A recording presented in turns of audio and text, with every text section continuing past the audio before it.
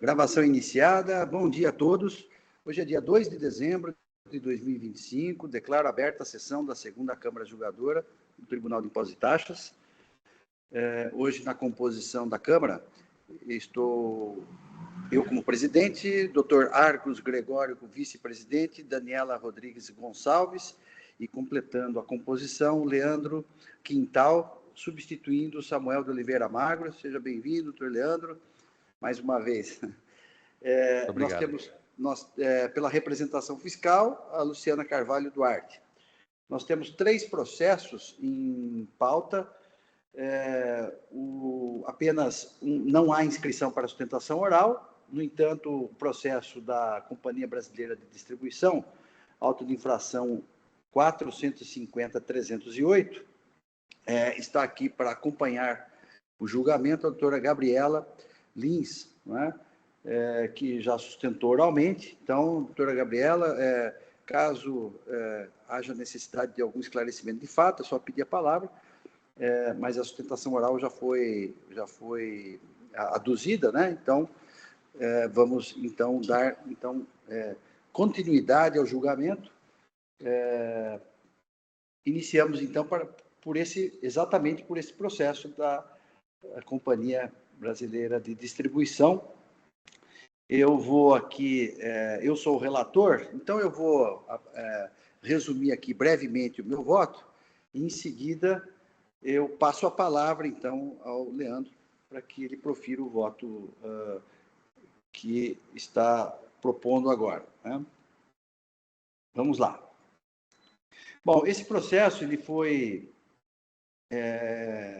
entrou em pauta, salvo engano, ano passado, né? E eu apresentei uma proposta de voto no seguinte sentido, né?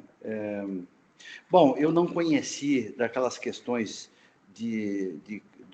da ilegalidade do cálculo da multa sobre o montante do crédito atualizado, fundamento na súmula 13, e confiscatoriedade da multa fiscal também eu afastei, eu não estou conhecendo em razão do artigo 28 da Lei 13.457.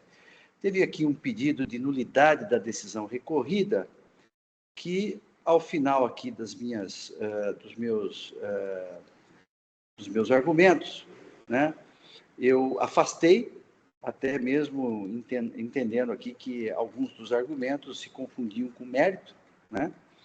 Então, também afastei as nulidades alegadas. E quanto ao mérito, eu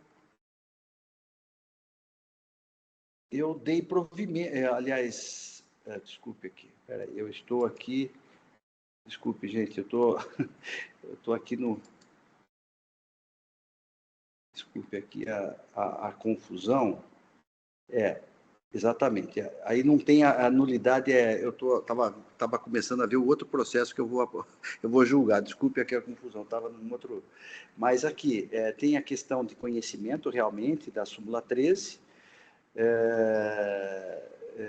Aqui a questão também da ilegalidade, do indeferimento do pedido de ressarcimento, também eu afastei, porque não é competência do tribunal, né? Não há pedido não há preliminares, então eu afastei aqui a questão, estou falando do recurso ordinário. No recurso de ofício, eu neguei provimento, né? Com relação ao item 2. Então, o item 2 é de crédito indevido de operações de escrituração em seus registros fiscais. A decisão de primeiro grau, ela cancelou o lançamento fiscal sob o fundamento de que o valor acreditado em GIA, referente ao mês de janeiro de 2018, não estava contido no pedido de ressarcimento, que foi indeferido pelo Cefaz. E que no referido creditamento autuado adotou orientações existentes na resposta à consulta 9.234 de 2016. E aí houve manifestação manifestação fiscal que opinou para que o item 2 fosse excluído do AIM. E, nesse sentido, então, eu estou concordando com a decisão de primeira instância, que cancelou o item 2. Né? E aí, sim, em relação ao item 1, teve aqui essa questão aqui da súmula 13, que eu não estou conhecendo, e também da questão do ressarcimento, que não é competência do TIC também, eu não estou conhecendo, então são 2 argumentos que eu estou afastando. Aí vem o mérito. O mérito do recurso, o que se discute aqui é a falta de pagamento do ICMS-ST, tendo em vista o indeferimento do pedido de restituição do contribuinte ao descumprimento da portaria 17 de 99, do regime especial, número tal. Então, a decisão recorrida foi pela manutenção da decisão, houve o recurso do contribuinte, e sobre essa questão da falta de pagamento antecipado do ICMS-ST, com fundamento no artigo 426-A do RICMES, eu apresentei aqui 2 fundamentos para cancelar o item 1. O primeiro fundamento é de que houve uma decisão judicial em mandado de segurança reconhecendo a inexistência de obrigação ou de relação jurídica tributária em relação ao pagamento antecipado, né? É uma decisão do TJSP, decisão essa que aqui está as folhas 1834. Essa decisão reconheceu, atendeu o pedido do contribuinte de que ele estaria dispensado do recolhimento antecipado do ICMS-ST, com fundamento no artigo 426-A, por conta, né, do julgamento até do Supremo em relação à matéria, né, que exige aqui o pagamento, que exige aqui a lei complementar, né, para regular a matéria. Então, é o tema 456. Então, o Tribunal de Justiça de São Paulo, numa norma individual concreta para esse contribuinte, né, reconheceu a dispensa, né, e a ilegalidade de exigência do ICMS-ST antecipado, fundamento no artigo 426-A, que é justamente o fundamento dessa acusação fiscal. Vale lembrar aqui que essa decisão, ela transitou em julgado e, após o trânsito em julgado, foi lavrado esse auto de infração. Né? Então, eu estou entendendo que deve ser aplicada aqui a decisão.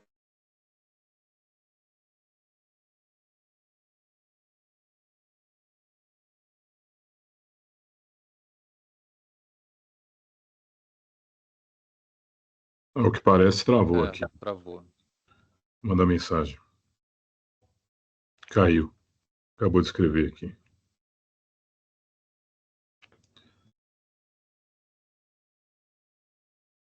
Já vai voltar já.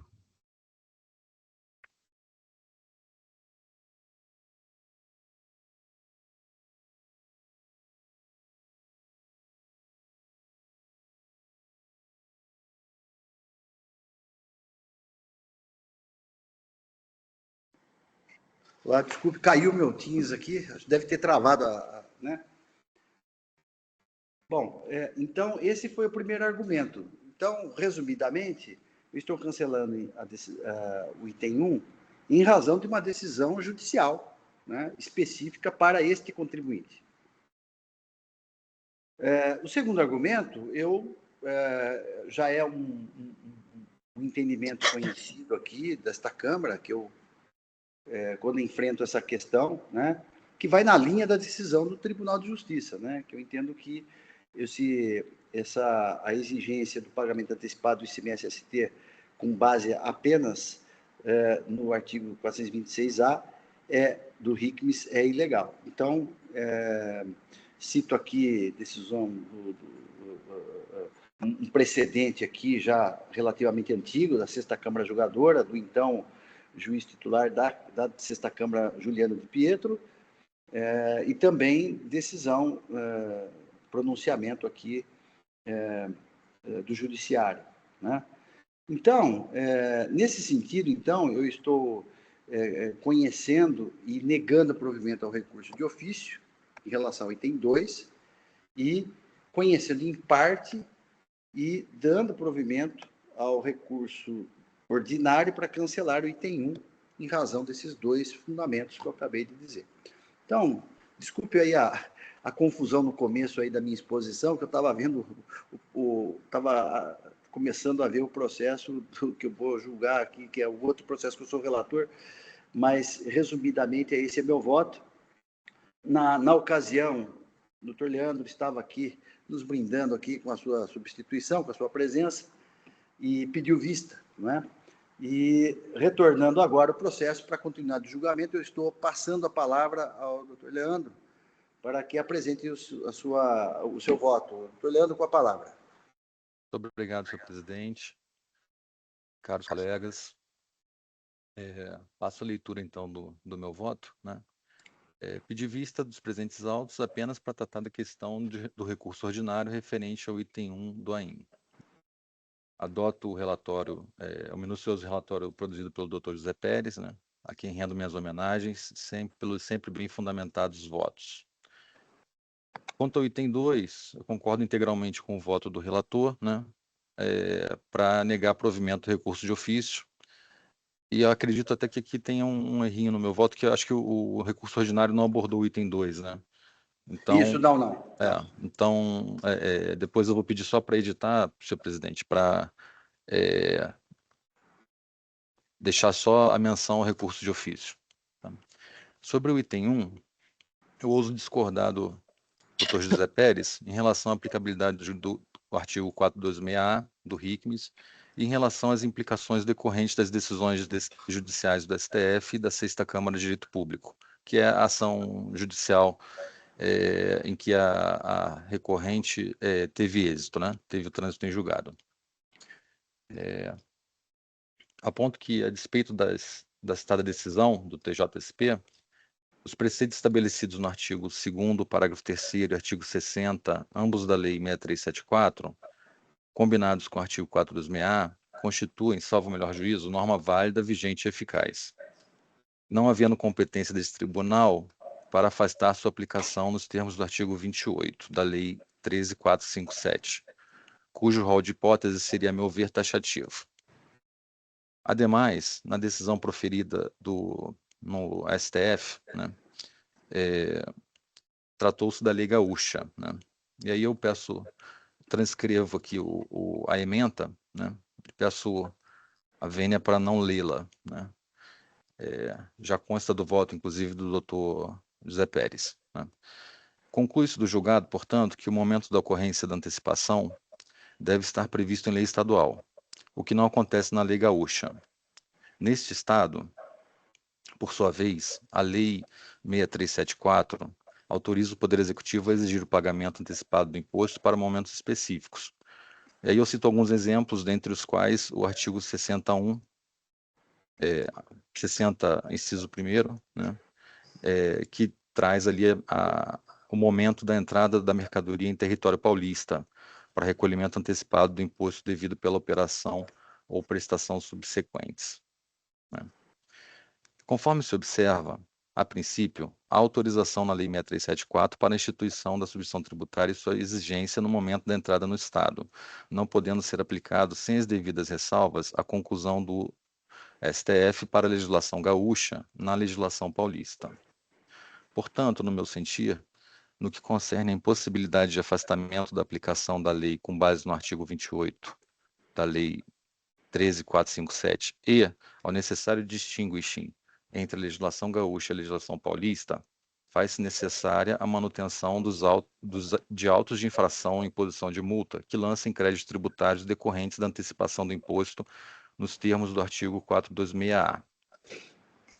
No caso concreto, quanto ao fato de a recorrente possuir a seu favor decisão judicial com trânsito em julgado, lembro que o artigo 3º, inciso 11 da Lei Complementar 1270 de 15, que é a Lei Orgânica da Procuradoria-Geral do Estado, determina que a PGE tem atribuição para definir previamente a forma de cumprimento das decisões judiciais. Portanto, caberia à PGE se pronunciar sobre os efeitos dessa decisão do Tribunal de Justiça, sobre se os efeitos dessa decisão do Tribunal de Justiça abarcam os créditos tributários aqui exigidos. Ocorre que, em caso semelhante, no AIN 4, 141.223, houve manifestação da PGE que concluiu nos termos do excerto abaixo, né? E aí eu transcrevo, né, as palavras aqui da PGE, né, que traz justamente uma menção à súmula 271 do STF, né, e conclui que, como naquele caso, né, o processo administrativo se referia a uma omissão de pagamento de julho de 2011, quer dizer, anterior ao ingresso do mandado de segurança, esses créditos não estariam abarcados pelo mandado de segurança. No presente caso, o processo administrativo refere-se à omissão de pagamento do mês de janeiro de 2018, referente ao período de apuração de dezembro de 2017, ou seja, igualmente anterior ao ajuizamento da ação que se deu em 2020. Sendo a PGE órgão competente para definir a forma de cumprimento de decisões judiciais, tomo o pronunciamento da Procuradoria acima transcrito para aplicá-lo ao presente caso, de maneira que o acórdão proferido no mandado de segurança 104.1839 não abarcaria os créditos tributários ora exigidos. E aí,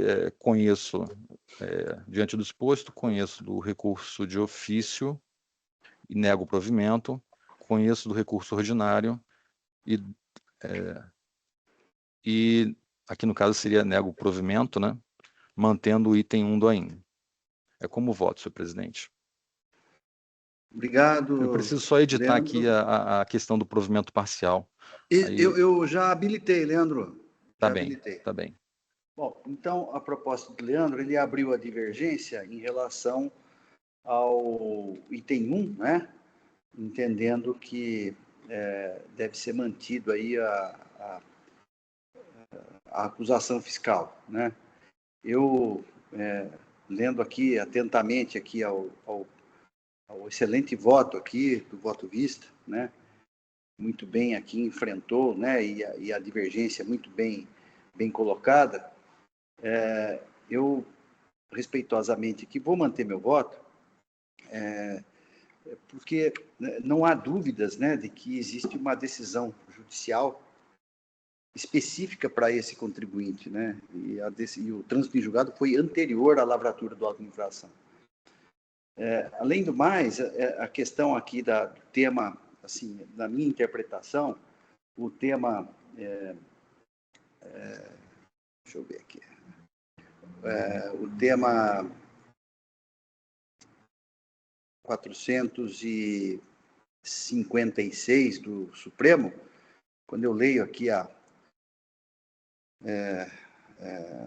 tese, né, ele não faz referência específica aqui à legislação do Rio Grande do Sul, né, ele na verdade, ele fixa um entendimento, né, e depois, acompanhando esse caso, que é muito relevante aqui para o TIT, o Tribunal de Justiça, eu identifiquei aqui pelo menos duas decisões judiciais, agravo 1.033, decisão do Tribunal de Justiça, agravo 1.033.853/18 de 2023, 826.0053, e apelação 1.019.345/67 de 2023, 826.0053, e outra apelação também do Tribunal de Justiça 1.060.284/88 de 2023, 826.0506. Todos eles de setembro de 2024, em que o Tribunal de Justiça, de forma análoga ao entendimento do Supremo Tribunal Federal, proferiu decisão no mesmo sentido, né, da ilegalidade do 426A. Então, eu, preocupado aqui com a repercussão dessa matéria aqui no TIT, e acompanhando aqui a evolução da jurisprudência do Tribunal de Justiça após a decisão do Supremo, então, eu, assim, me convenci que realmente seria o caso de manter, então, o meu voto. Então, só para justificar aqui o excelente voto do doutor Leandro, né, que traz aqui bastante reflexão aqui sobre essa matéria. Então, o processo está em discussão.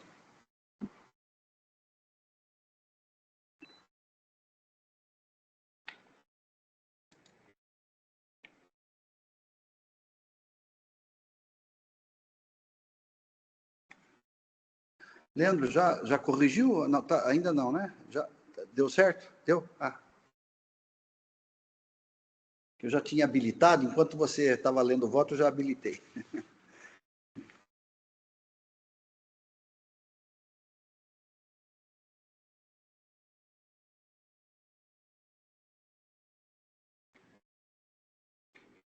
Muito bem, então, não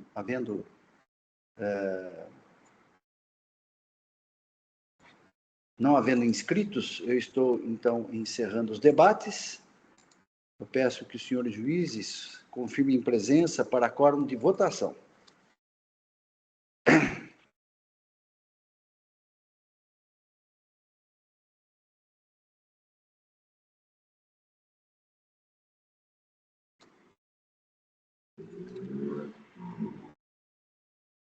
Todos confirmados. Processo em votação.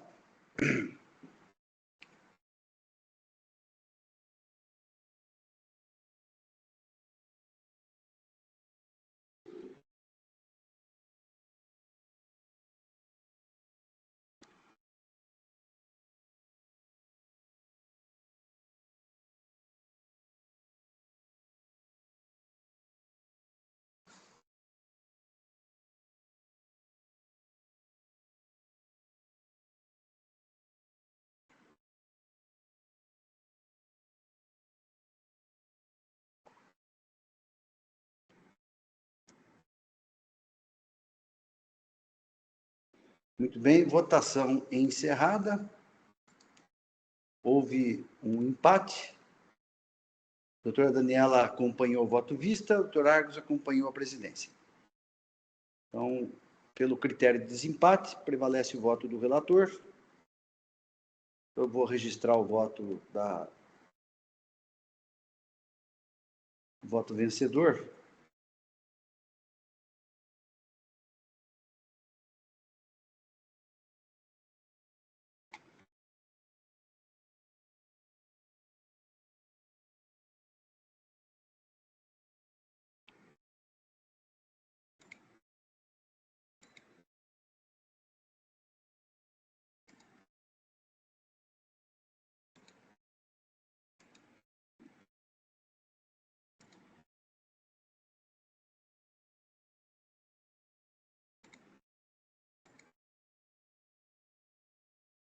Então, registrado então o voto vencedor, proclamo o resultado do julgamento.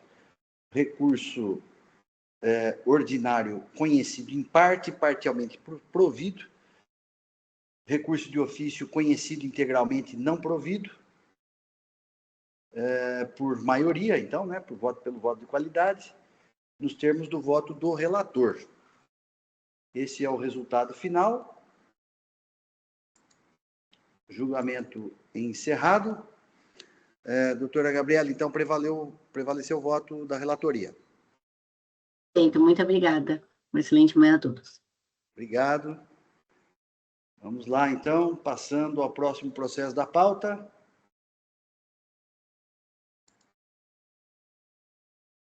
Passando ao próximo processo da pauta, vamos lá para Teijin Aramid do Brasil, importação e exportação, relator, Dr. Argos Magno de Paula Gregório, o AIN é o 5053-143, não há, é um recurso ordinário, né? Não há inscritos para sustentação oral. Eu passo, então, a palavra para o Dr. Argos para que apresente o seu voto. Dr. Argos, com a palavra. Obrigado, presidente. Bom dia a todos. Cumprimento aqui os meus colegas, doutora Daniela, doutor Leandro, dando as boas-vindas mais uma vez aqui na nossa Câmara. Representação fiscal na pessoa da doutora Luciana, bom dia. Cumprimento aqueles que nos dão suporte, especialmente Oswaldo, e eventualmente os que nos assistem.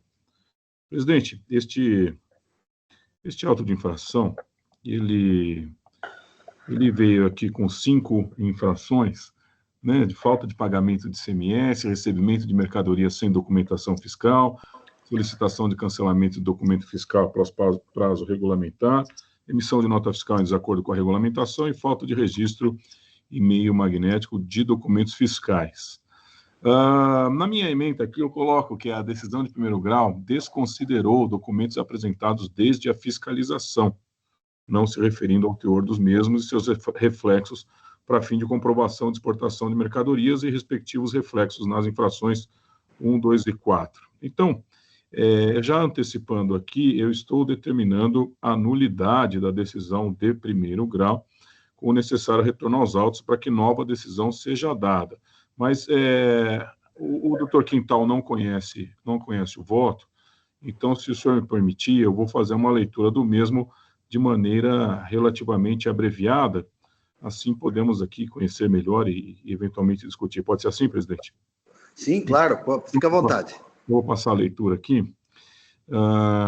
Consoante bem descrito junto à manifestação fiscal de folhas 395, no que toca às acusações constantes do presente AIN, o mesmo foi lavrado contra o autuado, tendo como responsável a senhora Fernanda de Carvalho Natati, contendo 5 infrações. As 5 aqui eu não vou repetir, mas foi as que rapidamente eu já falei na ementa. Eu coloco aqui, pontualmente em relação ao item 1.1, assim bem resumiu a recorrente às folhas 268. Eu vou ler só para a gente entender aqui. O auto de infração atribuiu à recorrente a prática de suposta infração, artigo 445 do regulamento, em razão da não comprovação da efetiva exportação no prazo de 180 dias de mercadorias recebidas com fim específico de exportação. Contudo, tal acusação não resiste à análise dos documentos juntados aos autos, tampouco encontra respaldo na correta aplicação da legislação tributária e na realidade fática das operações realizadas. Isso foi o que disse a contribuinte. Aí eu coloco aqui, ao revés do quanto afirmado pelo AFR autuante, a recorrente baliza a sua defesa no fato de ter a mesma prestado todas as informações durante o processo fiscalizatório, bem como ter trazido em sua impugnação, aspas, detalhes que não foram sequer apreciados. E segundo afirmado as folhas 270, todas as mercadorias foram exportadas. Vamos lá. Em sua narrativa argumentativa, a recorrente lança juízo de valor sobre o procedimento adotado pelo AFR autuante, qual teria atuado de maneira a distorcer a verdade dos fatos e informações, não apresentando a totalidade da comunicação, especialmente ao se referir à comunicação de folha 63. Faça menção ao teor do contínuo das folhas 62 e 63, resposta à notificação, bem como aos documentos então enviados como anexos, denominados comprovação item 1 e 2, comprovação item 3, efetivação das exportações, e finalmente comprovação item 4, relação de códigos. Segundo a recorrente, no primeiro anexo denominado comprovação item 1 e 2, foram fornecidas todas as DANFs de aquisição com fins específicos de exportação, dando-se destaque ao produto denominado sucata de aramida, ou Aramid Fabric Waste, como referido às folhas 273 destes autos. Por seu turno, em relação ao arquivo denominado comprovação item 3 da efetivação das exportações, alega a recorrente terem sido apresentadas a totalidade das notas fiscais de exportação de resíduos sucata de aramida, bem como cartas de correção correspondentes e a comprovação da efetiva exportação, ao exemplo dos prints correlacionados às folhas 276 e 277. Afirma-se peremptoriamente que todas as operações descritas nos itens 1, 2 e 3 foram comprovadas. Nesse sentido, extrai o parágrafo abaixo retirado das folhas 280. Está dizendo aqui que todas foram comprovadas. Afirma-se que tais documentos foram acompanhados de planilha demonstrativa, acostada às folhas 183 e seguintes do presente expediente administrativo, esclarecendo que, aspas, a somatória da planilha listando as aquisições campo-quantidade corresponde exatamente à somatória do campo entradas do demonstrativo 1 do AIN, com a exata correlação das exportações e seus prazos. Finalmente, afirma a recorrente as folhas 286, e eu vou ler aqui. Apesar de tudo isso, o julgador limitou-se a apontar suposta inconsistência documental, desconsiderando o princípio da verdade material que deve reger a atividade fiscalizatória e o julgamento administrativo, conforme doutrina e jurisprudência consolidada. É fato também que a esmagadora maioria das operações de exportação foi concluída dentro do prazo legal de 180 dias, conforme cronograma de entradas e saídas constantes da planilha. Apenas uma operação realizada em 2021 e 7 operações realizadas em 2022 excederam esse prazo, representando uma ínfima parcela do total de exportações auditadas. Não bastasse, conclui ainda que, ainda assim, mesmo nos casos em que foi superado o prazo de exportação de 180 dias, não poderiam ensejar a cobrança de ICMS, pois trata-se de operação com sucata amparada pelo regime de diferimento, conforme detalharemos no tópico a seguir. E assim afirma lastreada pela interpretação dada em resposta à consulta tributária 21529/2020, de 1/6/2020, trazida aos autos. Finalmente, reiterando a não observância dos documentos entregues a contento para fiscalização, a recorrente aponta a falha na atividade fiscalizatória, além de tecer comentários acerca da diferença existente entre Código do Produto e NCM, sendo o primeiro, sob sua perspectiva, código interno e verdadeira ferramenta de gestão da empresa, ao passo em que a segunda, a NCM, seria codificação padronizada de âmbito fiscal e aduaneiro com composição e finalidades específicas. De tal narrativa, justifica eventuais divergências entre o Código de Produto constante das notas fiscais examinadas e o NCM, afirmando o fato de que o produto em si, sucata de aramida, mantém identidade material única. Pois bem, vou à decisão de primeiro grau e, a respeito dos documentos acostados aos autos pela recorrente acima mencionados, assim se pronunciou o julgador de piso. Cito aqui trechos da decisão. Concessa a máxima vênia, não encontro na guerreada da decisão de piso qualquer comentário ou digressão acerca dos documentos referidos pela recorrente, os quais, segundo ela própria, foram disponibilizados à fiscalização e sumariamente ignorados. Do que extraio da decisão monocrática, não há uma linha sobre os mesmos, mas, ao contrário, a repetição enfática de inexistirem nos autos demais documentos informações que infirmem o trabalho fiscal e comprovem a efetivação das exportações. A apontada ausência per se já é razão suficiente a ensejar a nulidade da decisão de primeiro grau por negativa de jurisdição traduzida na não apreciação dos documentos constantes dos autos e anteriormente franqueados à fiscalização. É de rigor que se acolhem os argumentos da recorrente. A decisão de primeiro grau, neste ponto, padece de vício, cuja necessidade de correção é inconteste. Não bastasse a questão relativa ao NCM e as eventuais divergências apontadas pela FR atuante, também foi desconsiderada sob o prisma da verdade real. Justifico. Ao que consta, o cotejo entre a descrição dos objetos constantes das notas fiscais e os códigos NCM e demais códigos internos possibilitariam ao senhor FR atuante extrair tratarem-se ou não da mesma mercadoria, qual seja sucata de aramida, nos moldes do quanto afirmado pela recorrente e suas razões recursais. Ao revés da ocorrência da possibilidade descrita no parágrafo precedente, o que se observou tanto junto ao FR atuante quanto ao julgador de piso é a afirmação em favor da falta de identidade entre tais códigos, o que, por si só, impediria aferir a coincidência ou não existente entre mercadorias descritas nas notas fiscais e a comprovação efetiva de sua importação pela recorrente. Uma vez mais, pedindo vênia aos que entendem o sentido contrário, negar essa possibilidade é fazer tábula rasa da verdade real, que deve permear os expedientes administrativos tributários, assim como os demais processos e procedimentos que evidenciem relação entre a administração e administrado. Entendo, pois, assistir razão aos argumentos manejados pela contribuinte, razão pela qual reputo imprescindível a devolução dos autos à instância inferior para que nova decisão seja proferida, para que, em relação ao item 1, tomando em conta não só os documentos acostados aos autos e franqueados à fiscalização em momento anterior à lavratura do presente AIM, como essencialmente teor dos mesmos, avalie o seu potencial de validação do quanto afirmado em sede de defesa, bem como de seus desdobramentos, se assim verificado. Mas não é só. O mesmo se verifica em relação ao item 2, ao qual é merecida nova apreciação pelo juízo de piso, eis que o mesmo adotou o entendimento pautado em semelhante ou idêntica motivação, consoante extrai dos itens 22, 23 e 24 da decisão, cujo teor aqui colaciono integralmente. Cito aqui esses itens da decisão. Não tendo sido considerados os documentos alhures mencionados, é imperioso que nova decisão seja proferida, tomando-os em conta, igualmente em relação ao item 2 do AIM em testilha. Isso porque a técnica de argumentação evidenciada pelo julgador de piso se deu tomando em conta, aspas, a comparação de códigos NCM exclusivamente, seguindo o entendimento do próprio FR atuante ao desconsiderar a descrição dos produtos, sucata de aramida, e a sua coincidência junto aos demais documentos acostados aos autos e não examinados, em detrimento apenas do código NCM indicado. Nesse sentido, é de mistério que se observe se todas as mercadorias supostamente recebidas sem nota fiscal foram efetivamente acobertadas por documentos eletrônicos válidos, bem como se apure se a distorção apurada decorre exclusivamente da divergência de classificação fiscal entre fornecedores e exportador, em caso na exclusiva divergência de NCM. No que respeita ao item 4 do AIM vertente, entendo igualmente nova decisão deva ser dada, eis que foram desconsideradas a planilha de correlação entre as notas de entrada, remessa para exportação, e as respectivas notas de exportação direta e demais documentos, dados de embarque, DOEs, documentos de averbação, etc., os quais comprovariam a efetividade das exportações. Em tempo, quanto aos itens 3 e 5 do AIM, bem como dos demais itens pontuados em sede ordinária, ao exemplo do pedido de redução, relevação de penalidades e utilização de saldo credor de ICMS, não me posicionarei até o ulterior retorno dos autos a este egrégio Tribunal de Impostos e Taxas. Não menos importante, reputo necessária a consideração do teor dos documentos acostados às folhas 314 e seguintes nesses autos, pelo julgador de primeiro grau, dado que, ainda que trazidos em sede de recurso ordinário, possuem valor a coadunar o quanto alegado desde a defesa pela recorrente, em se tratando de DANFs, cartas de correção eletrônica, notas fiscais, extratos de declaração de exportação, commercial invoices e demais documentos correlatos a fim de comprovar documentalmente o alegado anteriormente, bem como os termos da consulta tributária trazidos às folhas 388 e os seus reflexos no caso concreto.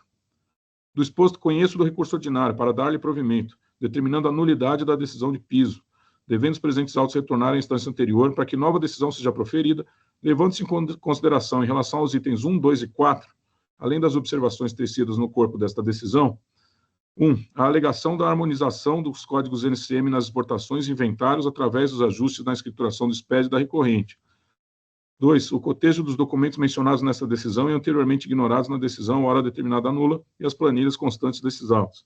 3. Haver ou não nos autos a comprovação documental efetiva das exportações consoante alegado, e se tal comprovação garante a imunidade direcionada às exportações a que se refere o artigo 155, inciso 10, letra A da Constituição.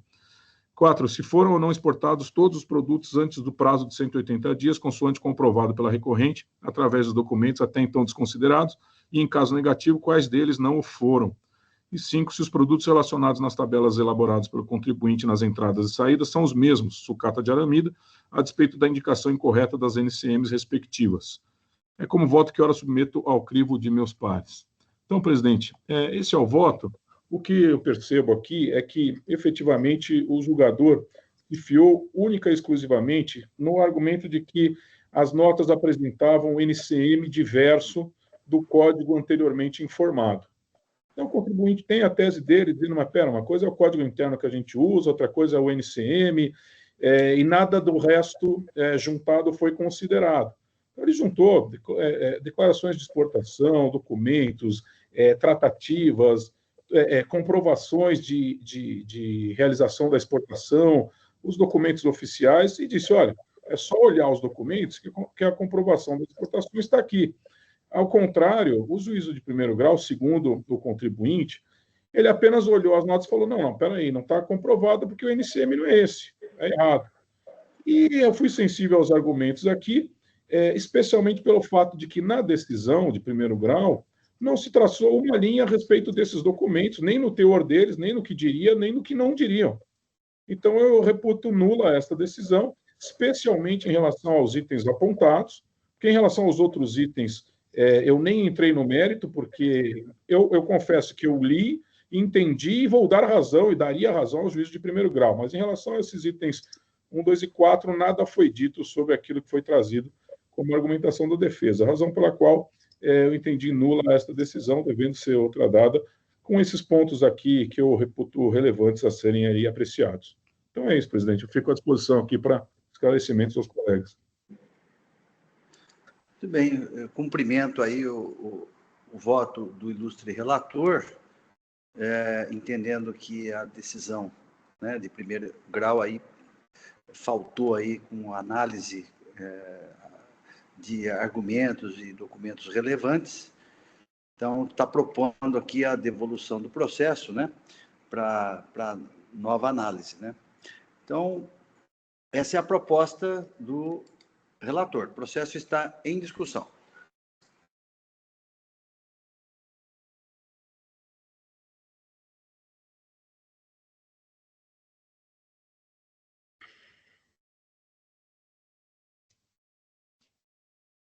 Muito bem, não havendo, então, inscritos,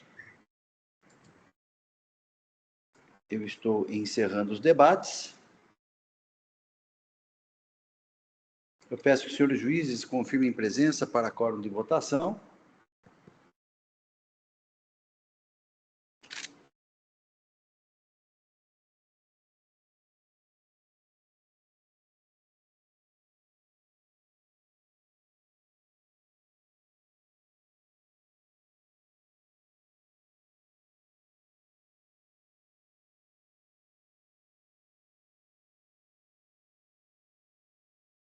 Todos confirmados, processo em votação.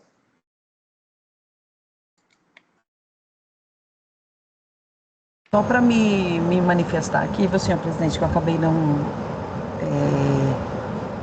Pois não. Eu tenho um posicionamento bem rígido com relação às provas que são aceitáveis para esse tipo de processo, né? E, no entanto, aqui, então, normalmente eu pediria para analisar, para levar em vista e analisar esse tipo de caso, né? Acho que já é um posicionamento conhecido aqui dos colegas da Câmara. Nesse caso, como o voto é pela anulação da decisão anterior, então vou acompanhar para que a gente volte com o processo com uma análise mais completa desde a primeira instância, tá bom? Só para deixar aqui um posicionamento registrado coerente com o que habitualmente eu tenho feito nesse tipo de autuação, tá bom? Okay, então vou Daniel. acompanhar nesse caso concreto, tá bom? Mas Obrigado, ali no dispositivo, doutor Argos, ficou constando como provido. No dispositivo não, na ementa, lá em cima. Como provido, mas eu dei provimento. Não, você está cancelando a decisão anterior. Dando provimento ao recurso. Ah, tudo bem, é só você deu provimento ao recurso para cancelar a decisão anterior. Isso. Né? Tudo bem, tá bom. Eu também tive essa interpretação. A leitura ficou meio... Mas tudo bem, tá bom. Bom, então, vamos então prosseguir na votação.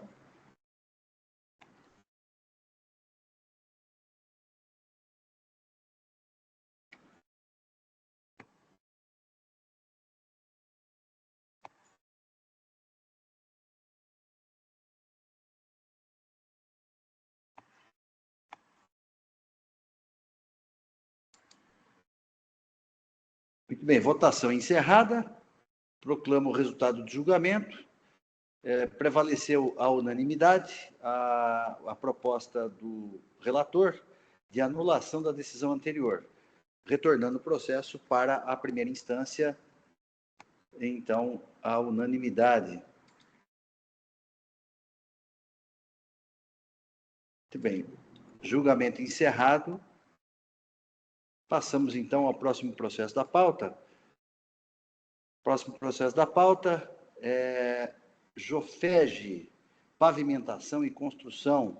Eu sou o relator, o AIN é o 5053376. Não há inscrito para sustentação oral, então eu vou diretamente ao voto.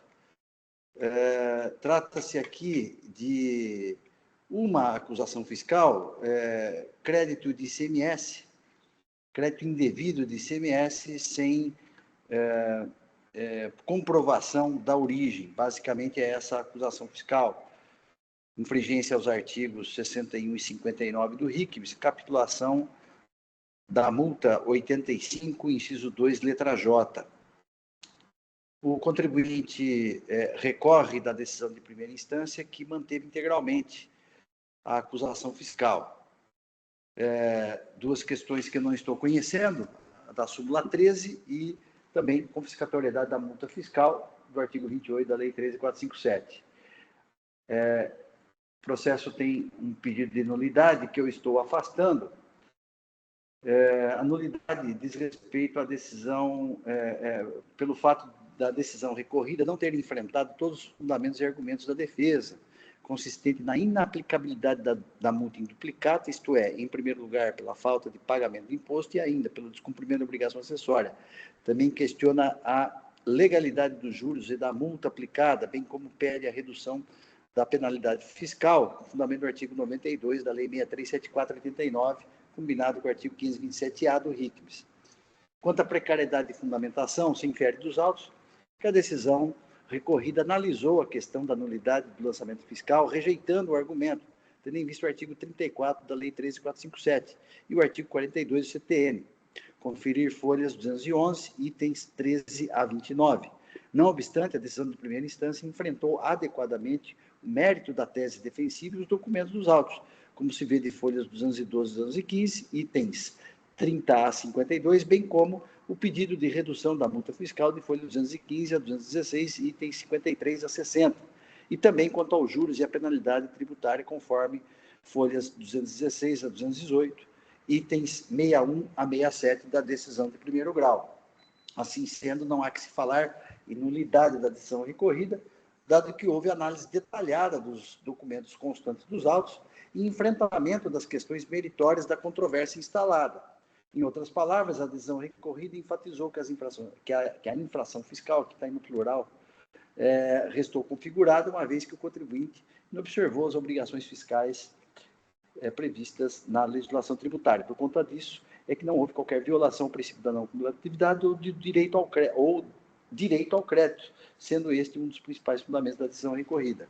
A alegação do recorrente de que a decisão recorrida é nula porque não foi apreciado o argumento da duplicidade de aplicação das multas fiscais é anódina. Se a infração é de creditamento indevido, correta a capitalização da penalidade fiscal do artigo 85, inciso 2, letra J, da Lei 6374/89, que aqui eu transcrevo. Portanto, não há duas penalidades, mas apenas uma infração cuja multa fiscal capitulada se subsume à hipótese legal acima. Repise-se que a acusação fiscal é de crédito indevido, e não por falta de pagamento de imposto ou por descumprimento de obrigação acessória. Ademais, por uma questão de boa lógica, o crédito indevido implica em falta de pagamento de imposto em razão da sistemática do princípio da não cumulatividade, citando aqui, nessa linha, um julgamento aqui do STJ e também precedentes do TIT a respeito da questão de que o crédito indevido implica em falta de pagamento de imposto. Neste eixo, a decisão objulgada foi pela manutenção da multa fiscal tal qual fora capitulada, conforme expressamente consignado às folhas 218, item 68, dado que decorre do princípio da legalidade. Entendo que os requisitos do artigo 38 da Lei 13.457 estão plenamente presentes. Então, eu estou rejeitando a alegação de nulidade e os demais argumentos que ele sustenta ainda em preliminar se confundem com o mérito, que eu vou apreciar agora. Então, quanto ao mérito, a acusação fiscal é de crédito indevido sem comprovação de origem, cujos quais foram lançados no campo 57 da GIA, a título de outros créditos, com os códigos 00710 e 00799. O contribuinte se insurge contra a decisão de primeiro grau, que manteve integralmente o item 1 do AIM. No mérito, alega o recorrente, a partir de folha 237, porque ele não divide em subtítulos, né? Ele traz aqui um subtítulo da nulidade, depois mistura com o mérito, né? Vai direto no mérito, por isso que eu aponto aqui que o mérito ele começou a alegar as folhas 237. Então, ele alega que utilizou legalmente o crédito acumulado de terceiros, na forma da portaria SRE 65, que o referido crédito foi adquirido da empresa Nortel, conforme documentos juntados aos autos, que foram observados todos os procedimentos exigidos por lei para a transferência dos créditos, especialmente as regras da portaria SRE 65, e o artigo 82 do RICMES. O contribuinte agiu de boa-fé, pois discriminou em GIA os valores e o fundamento legal. O sujeito ativo trouxe os seguintes documentos para motivar o lançamento fiscal, que aqui eu relaciono um por um, que vai desde folha 7 a folha 147. Os referidos documentos são suficientes para comprovar o ilícito fiscal descrito no AIM exordial.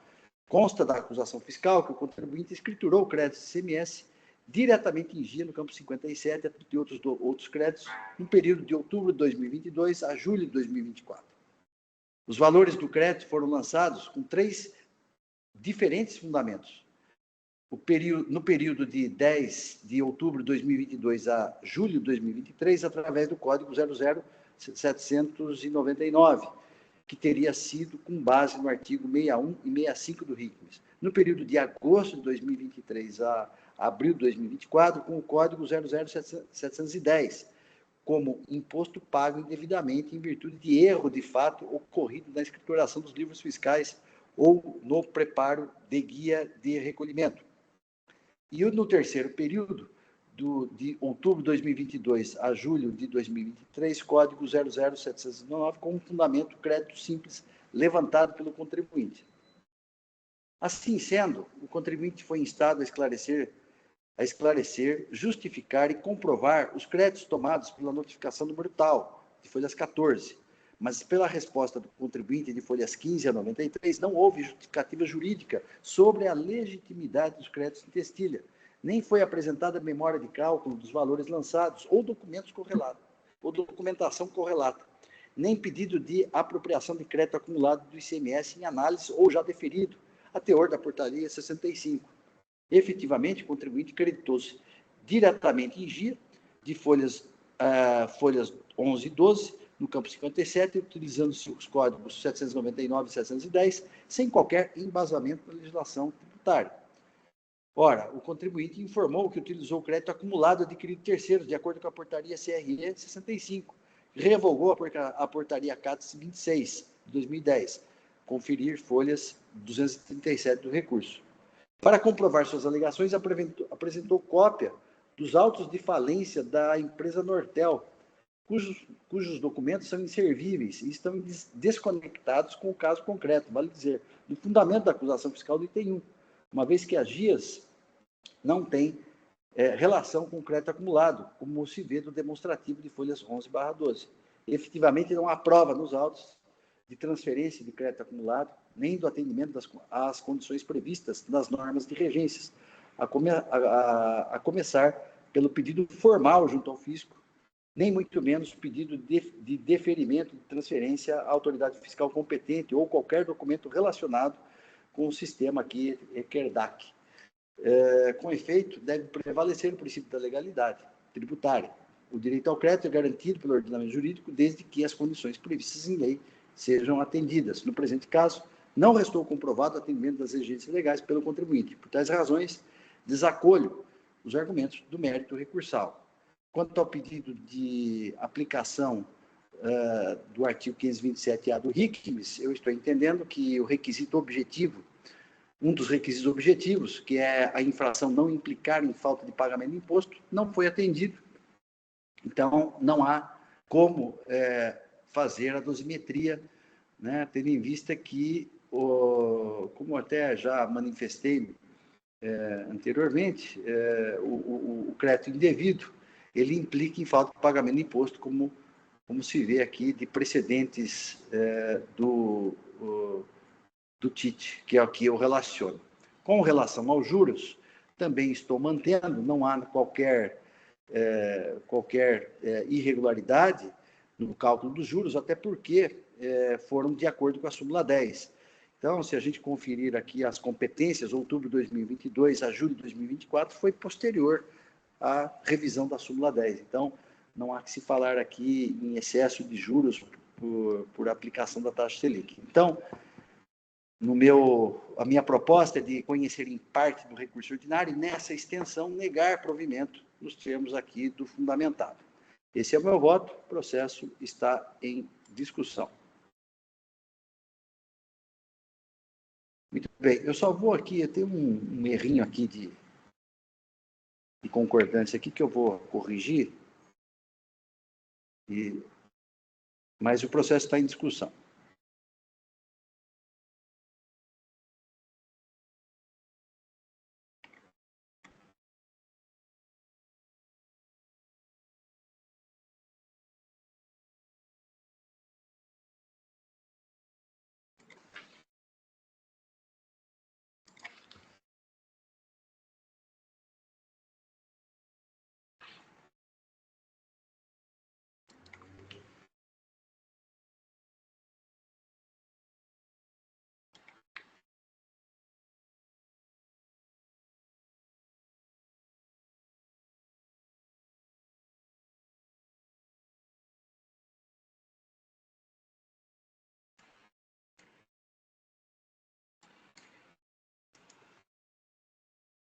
Muito bem, já corrigi, já fiz a correção.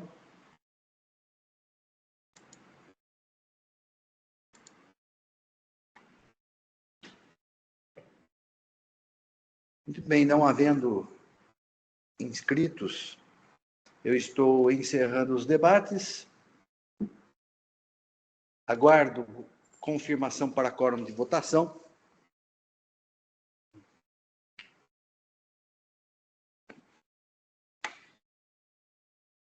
Todos confirmados, processo em votação.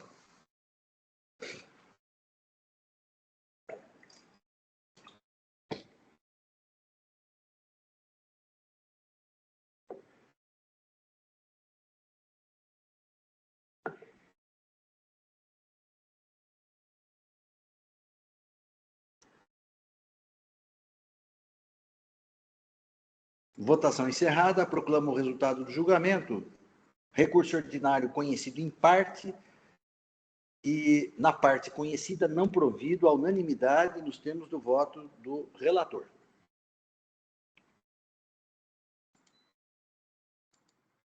Julgamento encerrado. Com o encerramento deste julgamento, nós cumprimos, então, a pauta de hoje. Declaro, então, encerrada a sessão da segunda Câmara Julgadora do TIT.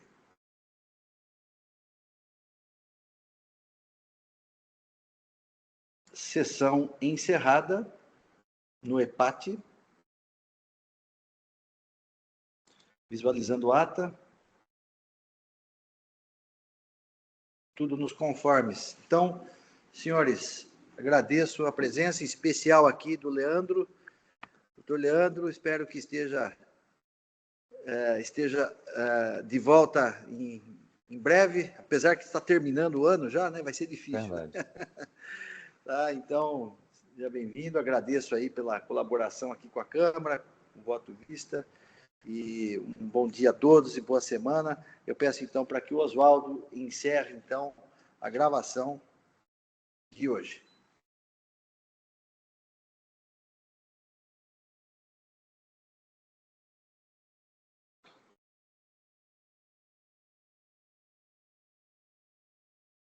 Aqui o Oswaldo, deixa eu ver.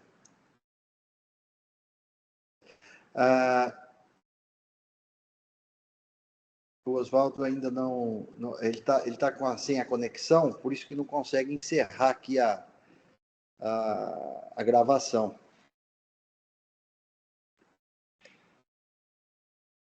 Eu não consigo fazer o encerramento. Mas, assim, independentemente de qualquer coisa... Presidente, então, retornei. retornou? Opa, maravilha.